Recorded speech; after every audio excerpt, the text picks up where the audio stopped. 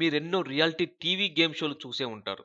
కానీ ఇప్పుడు నేను చెప్పబోయే రియాలిటీ షో గురించి వింటే మీకు ఆశ్చర్యం కలుగుతుంది.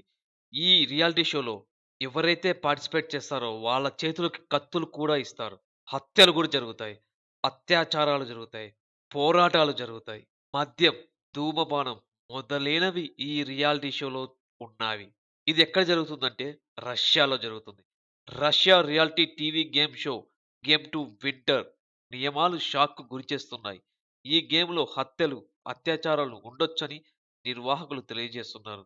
ఈ ఆటలో పాల్గొనాలంటే 18 సంవత్సరాల వయసు ఉండి, పూర్తి మానసిక ఆరోగ్యంతో ఉండాలి.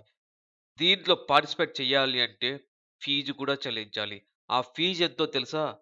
సుమారు 1,1,00,00,000. నిర్వాహకులు వారి చేతులకి కత్తులు ఇచ్చి 2,000 ఎకరాల దట్టమైన సైబీరియా అడవిలోకి పంపుతారు. 40 సెంటీగ్రేడ్ల కన్నా తక్కువ ఉష్ణోగ్రత ఉన్న ఈ అడవిలో ఎలుగుబంట్లు, తోడేళ్ల మధ్య 9 నెలల పాటు జీవించే పరీక్ష కొనసాగుతుంది. 9 నెలల పాటు వారంతా అడవిలో వేటాడుతూ జీవించాలి. అడవిలో అమర్చిన 2,000 కెమెరాలు వారిని 24 గంటలు గమనిస్తూనే ఉంటాయి.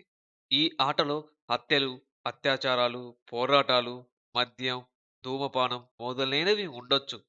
హత్యలు, అత్యాచారాలు జరిగితే మేము బాధ్యత వహించం. వాటికి మాకు ఎటువంటి సంబంధం లేదు అని నిర్వాహకుడు యెవ్గెనీ పయాకోవిక్స్‌కో తెలియజేశారు. వీటికి ఒప్పుకుంటూ దరఖాస్తులో సంతకం చేస్తేనే ఈ రియాలిటీ షోలో పాల్గొనడానికి అనుమతిస్తామని చెప్పారు. ఈ యొక్క రియాలిటీ షో నియమాలు క్రూరత్వాన్ని ప్రేరేపిస్తూ హత్యలు, అత్యాచారాలను ప్రోత్సహించేలా ఉన్నాయని పలువురు ఆగ్రహం వ్యక్తం చేస్తున్నారు.